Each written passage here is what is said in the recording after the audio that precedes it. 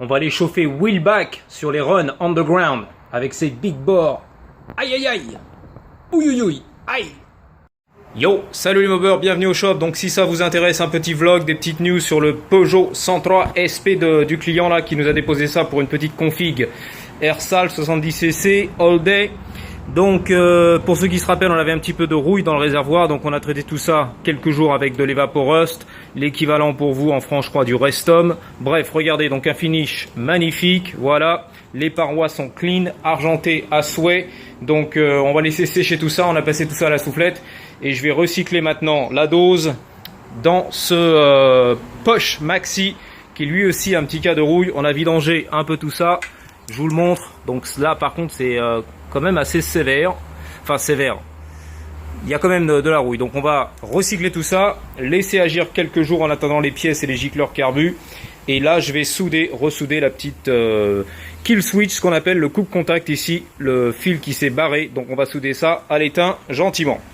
J'ai rempli le réservoir d'Evaporust avec la petite date, le 11 juin, on va laisser tout ça baigner pendant quelques jours. J'ai aussi installé, remplacé donc le coupe contact. L'ancien était un peu fatigué, il était vieux même avec les soudures. La butée qu'à l'intérieur avec un petit ressort poussoir dedans, ça a dégagé. Bref, ça tient pas, donc c'est encore souci à problème ce truc là. Donc il a de la chance, le client, j'en ai trouvé une dans mon bordel. Voilà, donc on a fait un petit raccord ici car les fils étaient trop courts. On a essayé de faire ça à peu près propre et là ça sera magnifique. Voilà, un coupe contact qui marche aux petits oignons. Donc lui on y retournera quand on aura les gicleurs, quand l'Evaporust aura fait le taf à l'intérieur au niveau de la rouille. Et puis maintenant je vais commencer un petit peu à bosser sur le moteur Airsal pour la 103 SP qu'on a remonté, voilà, tout neuf, propre et tout aux petits oignons. Donc maintenant il s'agit de réviser tout le vario, voilà, qui a quand même bien souffert, et puis installer aussi l'allumage Moriyama MBK d'origine. On n'en voit pas souvent des petits Audi TT, regarde. En plus jaune comme ça, c'est assez rare.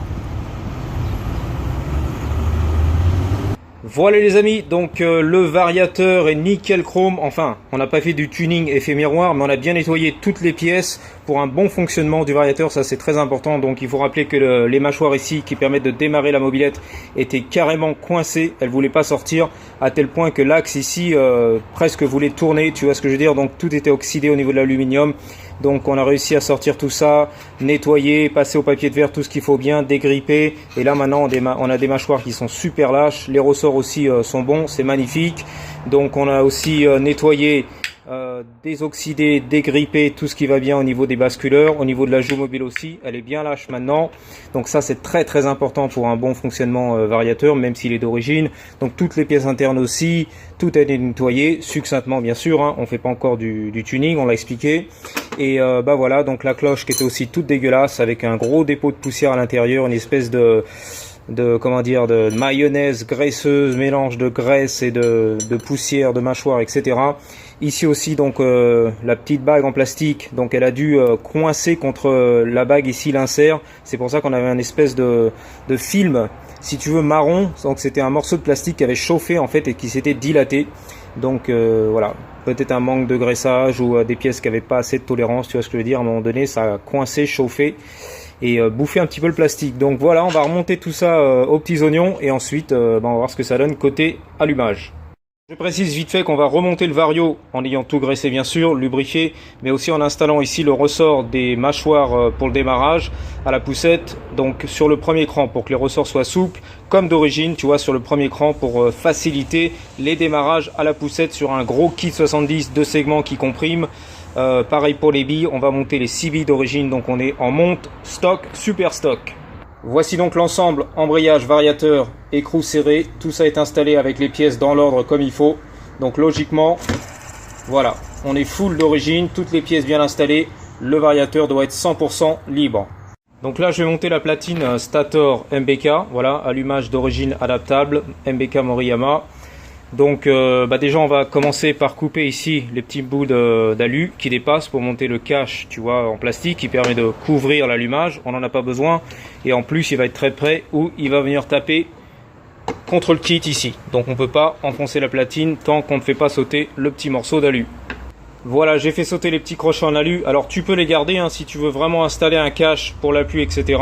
Faudra juste, à mon avis, mettre derrière une platine, enfin en tout cas des rondelles un peu plus épaisses, tu vois, pour te donner un petit peu de marge avec le kit, à toi de voir. Nous on va pas utiliser de cache donc on s'en fout. Quoi d'autre? Alors donc la platine MBK, tu vois, la profondeur ici va venir presque toucher l'écartère, mais elle va venir en buter en fait ici. Surtout moi en plus je l'ai coupé déjà, donc toi tu en auras plus si tu coupes pas tes écartère d'origine, donc ça va venir buter en fond. Tu peux ouvrir un petit peu ici si tu veux, mais tu es quand même très près après de la monte du pick-up, ce qu'on appelle ici. Donc à toi de voir. Moi je sais que juste une petite rondelle dessous, tu vois, une ou deux, là et là, toc, ça surélève juste le stator, juste ce qu'il faut, tu vois, sans trop le rentrer non plus là-dedans, à fond, sans quoi peut-être qu'on peut toucher à l'intérieur, enfin bon, faut faire gaffe. Mais on va dire, allez, entre, je sais pas, un petit 2 mm, tu vois, ça devrait faire le taf, tu vois. Un petit 2 mm, tu surélèves tout ça, c'est magnifique. Tiens, vite fait, avant d'installer le stator, je vais quand même m'assurer qu'on est bien placé au niveau des montes pour le cache variateur ici. Tu vois, on est décalé. Donc on va ajuster tout ça, serrer l'écartère, les 2-3 vis qu'il y a à serrer, et ensuite on pourra installer la platine, car après on aura du mal à accéder aux écrous derrière pour dévisser tout ça. Voici donc la platine MBK installée provisoirement. Donc on voit qu'ici il y a un petit espace entre l'écartère et la platine elle-même, puisqu'on a installé derrière en fait des petites rondelles toutes simples, hein, d'1,5 à peu près millimètres d'épaisseur. Ça passe au niveau des carters, tu vois, il y a un petit mille, mais ça passe, on est bien. Après, tu peux toujours limer, gratter, enfin, tu fais ce que tu as à faire, il n'y a pas de souci. D'ailleurs, moi, je vais limer ici, j'ai marqué pour la monte du pot arrière, tu vois ce que je veux dire, là où passe la tige. Donc, pour la sortir plus facilement, passer l'outil, la douille et tout. Donc, en général, je découpe une petite demi-lune qui permettra franchement de faciliter, lorsque le moteur est sur la mobilette, la démonte ou la monte du pot d'échappement. Donc l'étape suivante, c'est de dévisser les vis qui tiennent les bobines, le capteur, etc. Puisque d'origine elles sont pas super serrées, et en général j'y mets une petite goutte de Loctite. Voilà, donc j'ai serré toutes les vis avec une petite goutte de Loctite rouge 262, ça fera l'affaire.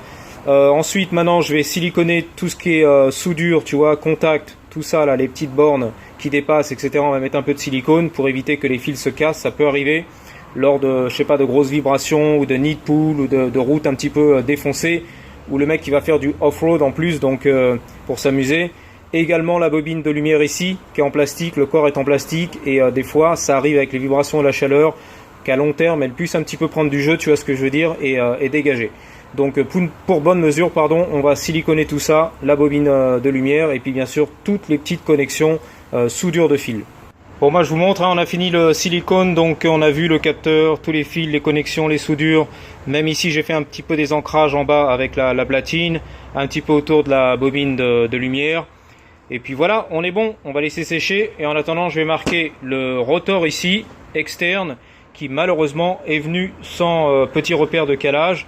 Mais c'est pas un souci, vu qu'on sait que le capteur qui est à l'intérieur, en fait il coïncide ici avec la marque de la clavette. Donc il y a juste qu'à tirer un trait droit, marquer, et puis au petit pointeau faire un petit repère qui nous permettra de caler l'avance à l'allumage. Voilà, je vous montre l'intérieur, la clavette. J'ai tiré tout droit ici, tac tac, à l'intérieur. Donc on est bon, on a le repère. Maintenant on va mettre un petit coup de Dremel ou un petit coup de pointeau. Bon bah voilà, hein, 4 petits points, ça fera le taf.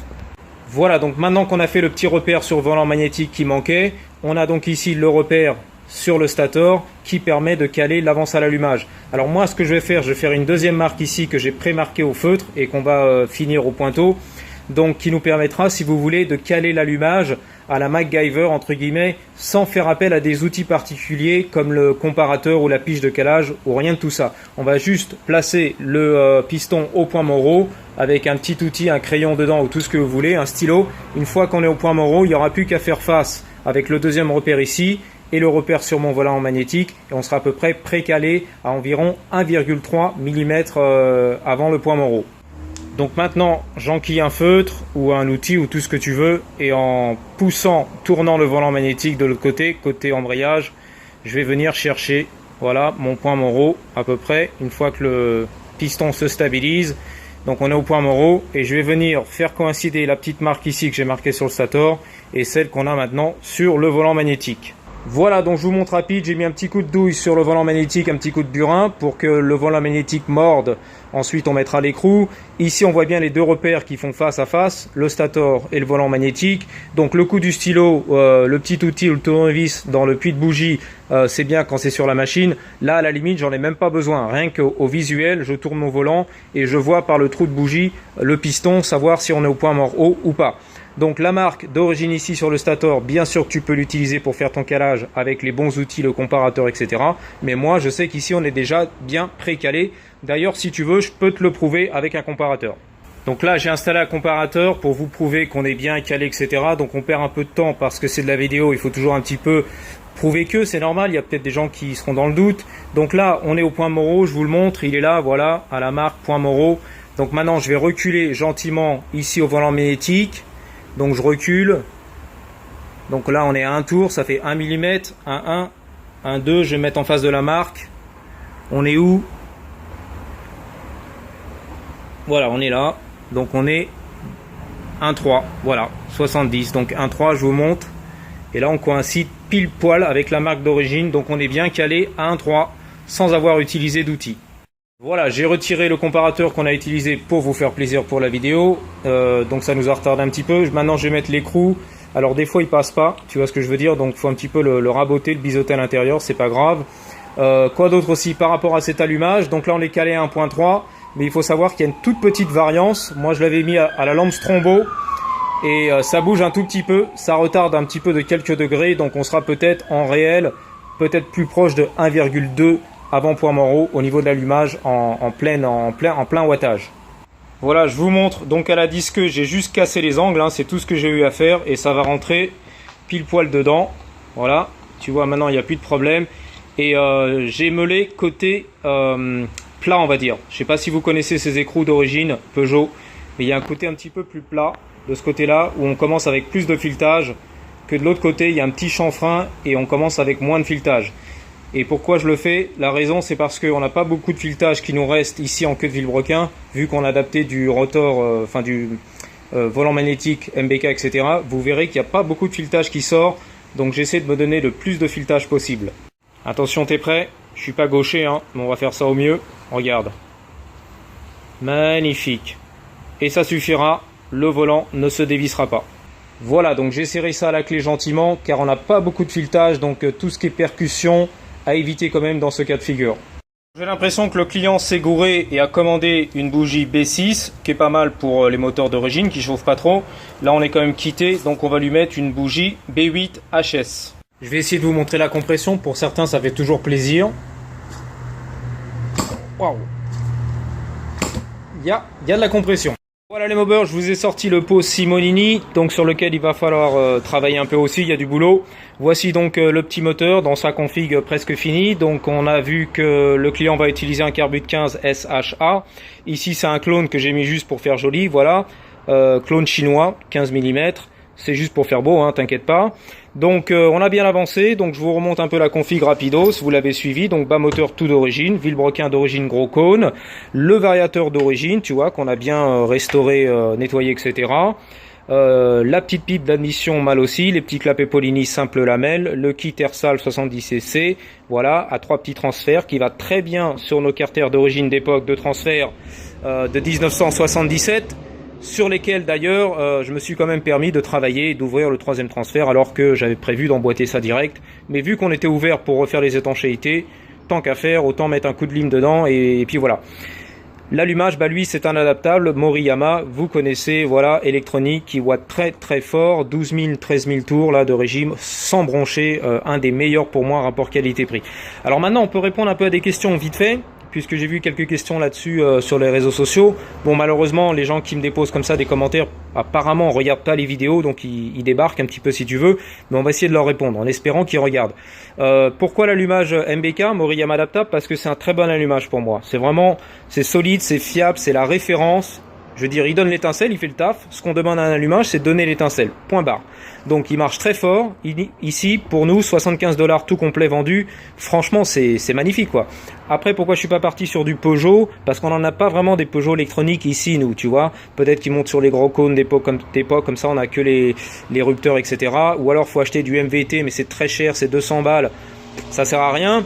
Alors que pour 70 balles, t'as vu? Je peux me prendre ça qui est aussi performant, voire plus performant que les MVT pour Peugeot, ou même que les allumages électroniques d'origine pour Peugeot, ok? Pour moi, c'est celui-là le meilleur. Donc voilà, c'est parti là-dessus.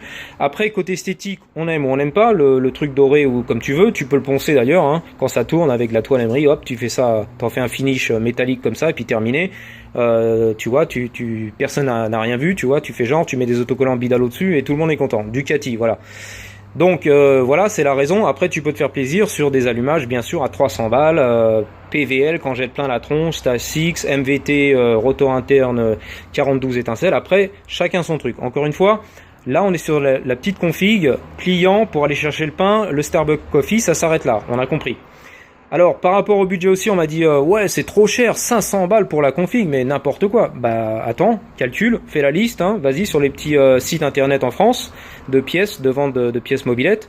Donc, clique sur ton petit kit Ersal 70cc, achète l'allumage Moriyama adaptable, la pipe d'admission Malossi, les petits clapets Polini, le Carbut 15, le Possi Bonini par exemple, et va voir à combien t'en es déjà. Je te garantis qu'avec les taxes et tout, frais de port, etc., tu frises les 500 balles, c'est obligé. Donc bon, voilà, donc ça c'est répondu. Après, il y en a un qui m'a dit pourquoi t'as pas mis une boîte à clapet. Alors c'est une bonne question, puisqu'on est déjà dans un budget limité, on va dire, un client qui veut se faire plaisir, qui s'est dit voilà, j'ai à peu près tant de budget, j'ai aussi tant de budget pour payer le mécano qui va faire la réparation, la préparation et les réglages et tout ça. Donc bah voilà, on s'arrête là. Faut pas continuer à partir dans le délire, sans quoi ça n'a plus son intérêt de petites configs pas chères, tu vois ce que je veux dire, abordables. Parce que tu rajoutes la boîte à clapet, tu rajoutes si après bah t'es tenté de rajouter un Vario, je sais pas quoi, là, les ER2 que vous aimez bien, que moi je déteste à galet, je sais même plus comment il s'appelle d'ailleurs. Voilà, donc après tu continues dans ta lancée, puis là c'est 700 balles, 800 balles, et puis c'est plus la petite config abordable, tu vois ce que je veux dire, économique. Donc on s'arrête là. Après les avantages d'une boîte à clapet, pour moi il y en a pas. À part rajouter 60 balles, à part avoir aussi des sources à fuite, parce que plus tu as de couches, des joints entre les carters et la boîte là, qui s'adaptent, ensuite des joints entre la boîte et la pile, enfin ça n'arrête pas, ensuite ça peut rallonger tout le truc qui va toucher ton cadre 103 machin, enfin ton bras oscillant. Donc tout ça pour moi il n'y a que du négatif. Il n'y a même pas du positif puisque nous on l'a essayé, la boîte à clapet là-dessus sur ces petites configs. Les clapets d'ailleurs, celui du haut il peut même pas s'ouvrir, il n'y a pas de passage, c'est très peu, ça rajoute un peu de volume, mais en gros tu vois ça va rien changer, tu vois ce que je veux dire, vraiment la perf, rien du tout. À part comment dire, te mettre un trou dans ton portefeuille, te coûter plus cher et occasionner peut-être d'autres potentielles fuites, voilà, fuite d'air et tout, enfin c'est le bordel. Donc voilà, donc non, ça, on reste à côté. Si tu veux faire du gros volume, du gros carter, de toute façon, des gros clapets, tu pars direct sur une autre config. Tu te prends même pas la tête d'adapter des... Moi, je l'ai fait il y a très longtemps, il y a 10 ans, mais jamais, quand je suis sur une petite config comme ça, carter d'origine, ou par exemple les Vogue, tu vois, carter plein, jamais j'adapte une boîte à clapets, je me fais pas chier avec ça. Même une petite config 70, je mets des bons petits clapets Polini ou Athena, et envoyer la sauce, ça sera très bien. Même avec un Carbut 19, tu vois, je me fais pas chier à adapter ces boîtes à clapets qui valent rien du tout pour moi, tu vois. Ou alors je pars sur une config différente, on part sur des gros carters, Polini ou Malossi avec des gros clapets, et là c'est parti, t'envoies la sauce. Là, tu as du vrai volume, tu as du vrai gros clapet qui marche bien, qui s'ouvre bien, qui est fait pour ça. L'espèce de boîte adaptable, pour moi, ça n'a jamais bien marché. Bon, maintenant, ça n'engage que moi. Si tu veux te faire plaisir, knock yourself out, comme on dit, balance 60 balles là-dedans. Nous, on fera pas ça. Quoi d'autre? Il y a encore un mec qui m'a dit pourquoi t'as pas ouvert en grand les carters d'origine, faire des trous dedans et tout. Il y a de la pâte spéciale époxy qui est faite pour ça. Donc, on en a parlé encore dans les vidéos. Non, c'est pas ici l'objectif de ces configs. On a expliqué que c'est une petite config all day avec des vieux carters d'époque. On va pas s'amuser à gratouiller, faire des trous et de mettre de l'époxy d'ailleurs qui va pas tenir. Moi, je l'ai vu faire ici, colmater à l'extérieur, au bout d'un moment, paf, ça va se décoller. Je l'ai vu faire, ça tient pas dans le long terme. Donc te prends pas la tête. Et puis tout le travail que ça fait pour faire quoi, pour adapter un kit Ersal, gros transfert, maxi, T6, non. Il faut se remettre dans le contexte. C'est un vieux moteur d'époque qui est sur la machine. Le mec, il a juste dépensé dans le kit, comme j'expliquais, dans 2-3 pièces pour 500 balles. Et ça s'arrête là. Et en plus, il a de la main d'œuvre. Et puis, il faut lui, délivrer de la fiabilité.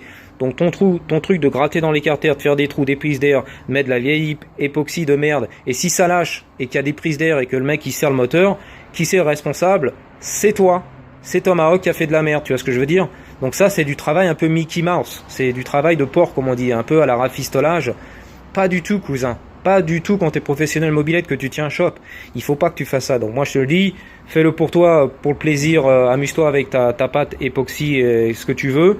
Le week-end, pour ton petit projet mobilette, là, du week-end passion, tu vois. Tu fais tes petits trucs, tu foires tes moteurs, tu fais des trous dedans, tu fais du serrage, tu remontes et tu dépenses tes thunes, mais ça c'est pour ton plaisir. Quand tu fais de la réparation client, c'est une autre affaire, cousin. Je te promets que ça se voit que les gens qui posent ces commentaires-là ne font pas ça professionnellement pour faire tourner un shop, ok?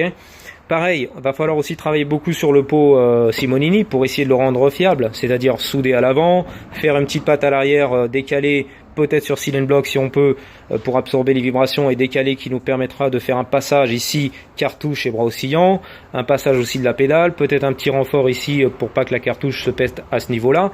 Tu vois, il y a un max de taf à faire, donc les heures sont comptées. Le dollar du client, il faut qu'il soit dépensé dans ces trucs-là, comme on a fait aussi sur les bobines, pour pas qu'il perde au bout d'un moment la bobine de lumière qui part en couille parce qu'il est sur des nids de poule ou des vibrations ou de ce que tu veux ou de la chaleur. C'est ça qui fait que tu te fais un nom et de la qualité, travail de qualité, pas le grattage dans les carters, le truc qui watt et qui marche sur 2 km et qui explose et hop, c'est le coup de fil du client, quoi. Oh, putain, j'avais marché bien, mais qu'est-ce qui se passe? Voilà, viens me chercher, je suis coincé sur le bord de la route. Ça le fait très mal pour la réputation, tu vois ce que je veux dire? Ça le fait pas du tout, quoi. Voilà, donc voilà, pour moi, pas le temps de polir les carters, pas le temps de faire du grattage de carters, de polir de tout ce que tu veux, de faire du tuning à l'intérieur du moteur. Non, non, non. Il faut rester sage, il faut rester dans le contexte. Là, on est dans une config all day pour aller chercher le pain et le petit café. Et de temps en temps se faire plaisir à faire du off-road pour faire le kéké, et ça s'arrête là. Donc j'espère que ça vous l'avez compris. En tout cas, merci d'avoir suivi cette vidéo, d'avoir écouté mon blabla jusqu'au bout pour ceux qui aiment ça. Pour les autres, bah tant pis pour vous, faut pas regarder les vidéos ou la chaîne, hein. Personne ne vous force à vous abonner, hein. Il y a des gens qui sont encore là, des rageux qui me disent « Ouais, tu parles trop, ouais, tu machin ». YouTube c'est free comme on dit, vous êtes libre, hein. C'est pas, personne ne vous a forcé à venir ici ou à revenir ici. Donc voilà, qu'est-ce que vous voulez que je vous dise moi. Pour les autres, voilà, qui kiffent tout ça, eh bien merci d'avoir suivi et je vous dis à bientôt pour une nouvelle vidéo news ici au shop. Et en attendant, n'oubliez pas, gardez toujours la grosse patate.